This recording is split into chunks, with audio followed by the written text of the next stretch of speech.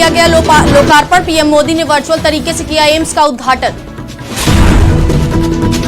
राहुल की न्याय यात्रा में शामिल हुए अखिलेश यादव, कहा बीजेपी हटाओ, देश बचाओ, संकट हटाओ। बसपा सांसद रितेश पांडे ने बीएसपी से दिया इस्तीफा। बीजेपी में शामिल हुए बसपा सांसद रितेश पांडे। कौशाम्बी पटाखा फैक्ट्री में मरने वालों की संख्या हुई 7, हादसे में घायल लोगों का इलाज जारी। औरैया में थाना समाधान दिवस का हुआ आयोजन। एसडीएम ने सुनी फरियादियों की समस्याएं।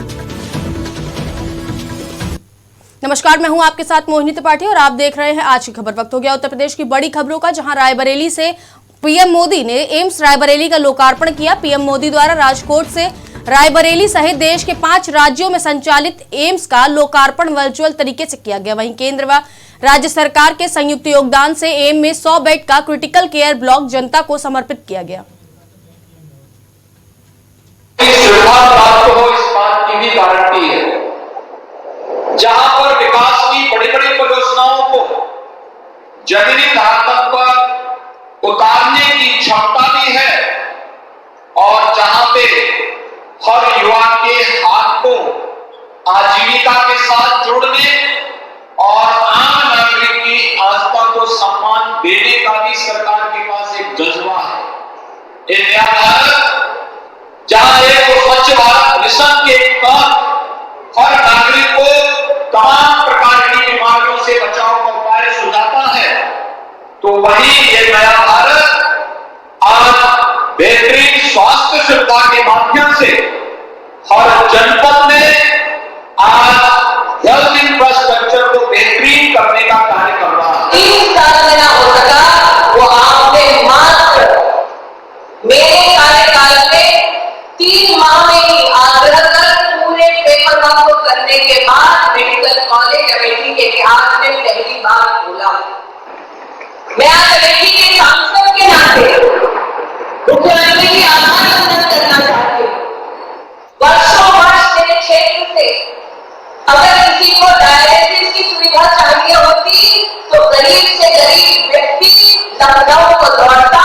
आज अमेठी में पहली बार डायलिसिस सेंटर खुला है क्योंकि प्रधानमंत्री जी का आशीर्वाद रहा और आपका सहयोग रहा।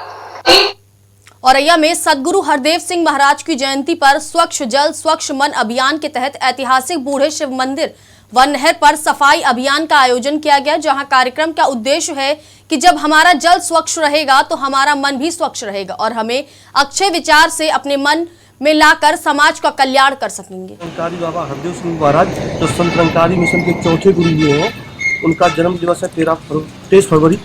तो उनके जन्म दिवस के उपलक्ष्य में सदगुरु माता सुदीक्षा जी महाराज के आदेशानुसार पूरे भारतवर्ष में संत निरंकारी मिशन के सेवा दल, एक्टिव सदस्य और संत निरंकारी मिशन के चैरिटेबल फाउंडेशन के सदस्य सब लोग उनके, यानी प्रोजेक्ट अमृत, जल है तो जीवन है, नदी नाला नहर बम्बा इत्यादि की सफाई करके प्रोजेक्ट अमृत का मिशन को आगे बढ़ाते हुए और पास में बूढ़े बाबा शिव मंदिर वहाँ की सफाई करके और देव सिंह महाराज जी उनके जन्म दिवस के उपलक्ष्य में यहाँ पे हम लोग साफ सफाई का अभियान कर रहे हैं। जो माता जी का आदेश आया है, हम सभी भाई बहन सेवा दल के यहाँ पर जो बूढ़ा बाबा मंदिर है उसके पास नाला है, वहाँ पर हम लोग सफाई कर रहे हैं। और यहाँ पे माता जी ने बताया है कि जो जल है सात्संगित, इसको जल ही जीवन है, ये तो आप सभी जानते हैं। और इसी प्रकार ये जो सफाई अभियान चलाया जा रहा है और माता जी ने बोला है कि जैसे जो खून होता है वो नारियल। औरैया के एरवा कटरा में थाना समाधान दिवस का आयोजन हुआ, जहां उप जिलाधिकारी, सीओ एवं थाना प्रभारी ने फरियादियों की समस्या सुनी। वहीं थाना दिवस में कुल 7 शिकायतें आई, जिसमें 7 शिकायतें भूमि विवाद से संबंधित रही, जिसमें से 2 शिकायतों का मौके पर ही निस्तारण हुआ। वहीं लोगों ने उप जिलाधिकारी को बताया कि एरवा कटवा रोड पर स्थित सरकारी जगह पर लोगों ने कब्जा कर रखा है, जिस पर एसडीएम ने तत्काल मौके पर पहुंचकर सरकारी जगह पर हो रहे अवैध कब्जे का निरीक्षण किया। साथ ही राजस्व टीम को निर्देशित किया कि तत्काल जगह को चिन्हित करके सरकारी जगह पर हो रहे अवैध कब्जों को मुक्त कराया जाए। अयोध्या के केंद्रीय प्रबंधक समिति तथा प्रयान्यासी मंडल के 3 दिवसीय बैठक का शुभारंभ हुआ, जहां कारसेवकपुरम में बैठक का आयोजन किया गया, जिसका उद्घाटन प्रसिद्ध कथा वाचक रामानंद दास की अध्यक्षता में हुआ। इस दौरान बैठक में केंद्रीय प्रबंधक समिति के संरक्षक अध्यक्ष, कार्याध्यक्ष, उपाध्यक्ष समेत तमाम लोग उपस्थित रहे। 25, 26, 27 3 दिन ये बैठक यहाँ पर होने वाली है। विश्व भर से हमारे जो पदाधिकारी विश्व हिंदू परिषद के हैं और हमारे प्रन्यासी जो वर्ष में एक बार की बैठक में आते हैं, वो सभी यहाँ पर लगभग 400 की संख्या में सभी कार्यकर्ता पदाधिकारी यहाँ पर आए हैं। यहाँ पर कुछ प्रस्ताव होंगे, वो पारित होंगे और प्राण प्रतिष्ठा के बाद देश में जो माहौल बना है और राम राज्य के रूप में ये सारा का सारा श्रम, ये सारी की सारी कार्य योजना परिणित हो, देश में राम राज्य आए। जो हम बार बार कहते हैं कि राम मंदिर के बाद राम राज्य आएगा, लेकिन उसके काम करना पड़ेगा, उसके लिए योजना बनानी पड़ेगी। वो सारा कार्य इस बैठक में होने वाला है। देश में धर्मांतरण का विषय है, संदेश खाली का विषय है।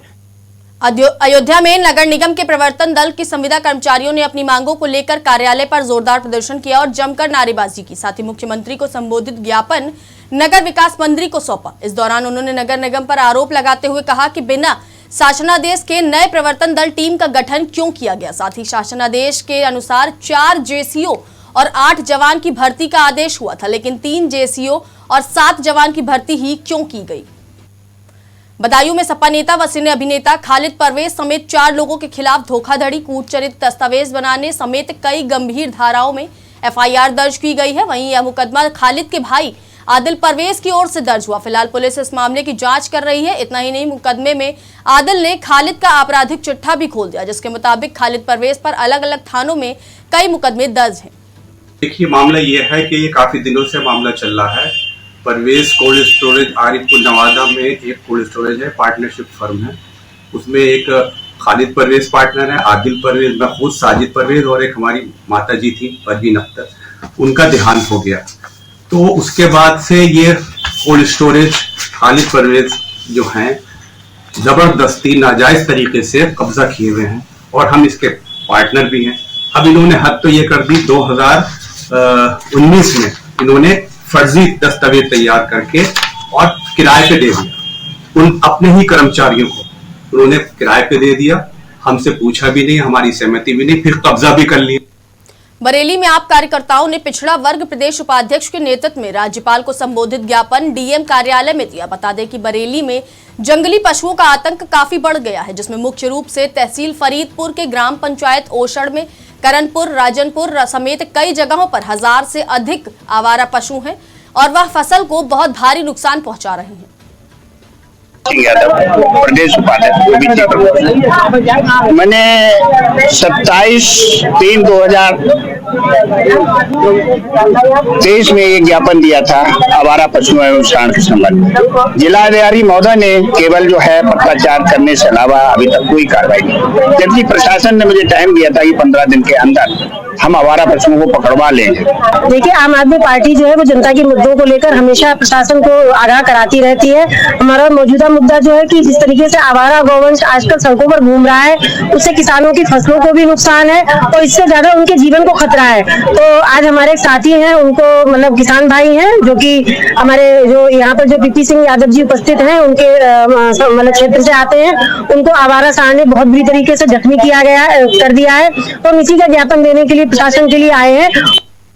खबर चंदौली से है, जहां सकलडीहा बाजार स्थित सोनी मैरिज लॉन में चंदौली पुलिस द्वारा रक्तदान शिविर का आयोजन किया गया, जिसमें सैकड़ों की संख्या में पुलिस कर्मियों, मेडिकल मीडिया कर्मियों व अन्य लोगों ने रक्तदान शिविर कार्यक्रम में हिस्सा लिया। बता दें कि चंदौली पुलिस की ओर से लगाए गए ब्लड डोनेशन कैंप की सभी लोग सराहना कर रहे हैं। वहीं लोगों का कहना है कि खाकी जरूरतमंदों के लिए रक्तवीर बनकर लोगों की मदद कर रही है। आज ये सकलडीहा सर्किल में थाना सकलडीहा के अंतर्गत चंदौली पुलिस द्वारा जो चंदौली की जनता है उसके सहयोग से एक ब्लड डोनेशन कैंप का आयोजन किया गया है। इसमें बीएचयू की जो ब्लड बैंक की जो टीम है उसने पार्टिसिपेट किया है और ये ब्लड जो है बीएचयू में जो थैलेसीमिया के उपचाररत जो बच्चे हैं उनको हम लोग बीएचयू से रिक्वेस्ट किए हैं कि उनको प्रायोरिटी पे उपलब्ध कराया जाए। इसमें चंदौली पुलिस के पुलिसकर्मी, इसमें महिला पुलिसकर्मी भी शामिल हैं और इसके अलावा चंदौली की जनता, इसमें कुछ सम्मानित महिलाएं भी शामिल हैं।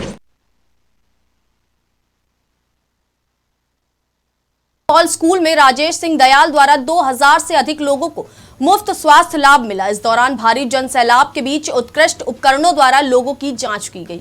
कैंप सलेमपुर लोकसभा क्षेत्र में लग रहे हैं, उसकी श्रृंखला में ये जो सलेमपुर में कैंप लगा, ये 29वां कैंप है, जिसमें लगभग हम लोग 1.25 लाख के ऊपर 1,30,32,000 के लगभग 35,000 के लगभग अभी तक मरीज देख चुके हैं। जो गंभीर रोगी थे उनको हम लोग लखनऊ ले जाके भी इलाज कराया गया और 5,000 से ऊपर लगभग मोतियाबिंद का ऑपरेशन भी हम लोग क्षेत्र में कराए।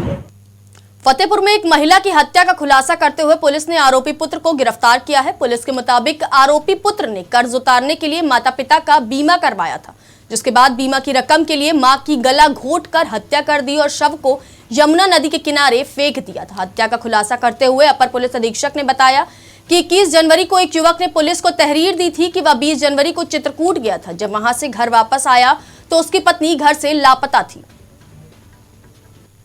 जौनपुर के एक निजी अस्पताल में डॉक्टरों की लापरवाही के चलते गर्भवती महिला की मौत का मामला सामने आया है, जहां मृतकों के परिजनों का डॉक्टर पर इलाज में लापरवाही का आरोप लगाया है। साथ ही पुलिस से डॉक्टर के खिलाफ तहरीर देकर न्याय की गुहार लगाई है। वहीं सूचना पर पहुंची पुलिस ने महिला के शव को कब्जे में लेकर पोस्टमार्टम के लिए भेज दिया है और मामले की जांच पड़ताल में जुट गई है।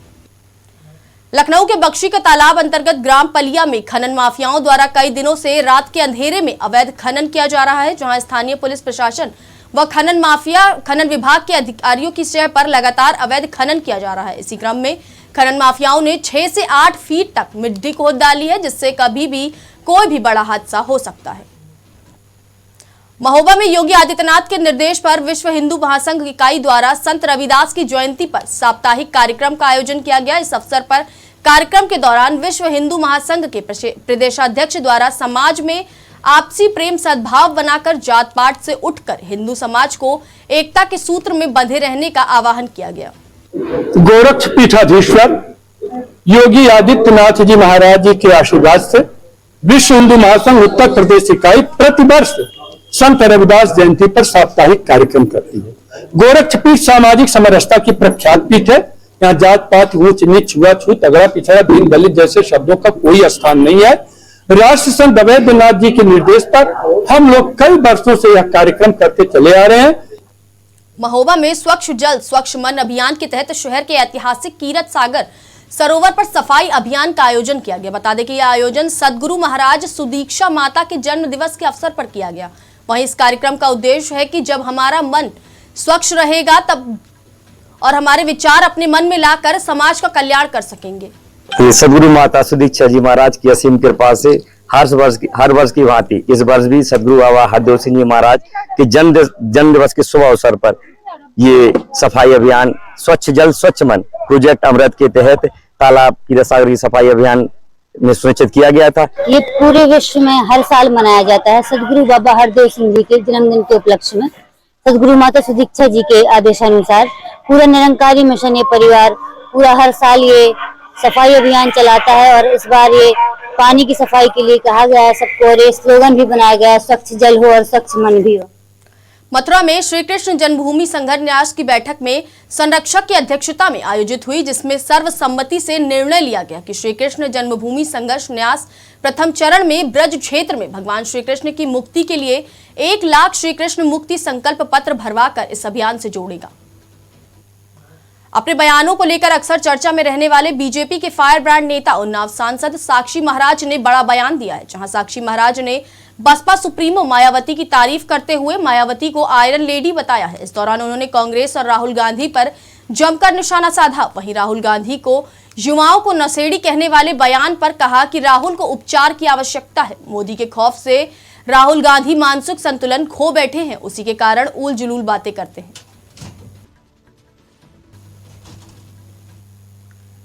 फिलहाल इस बुलेटिन में बस इतना ही। ऐसे ही देश दुनिया की तमाम खबरों को देखने के लिए जुड़े रहिए हमारे साथ और देखते रहिए आज की खबर।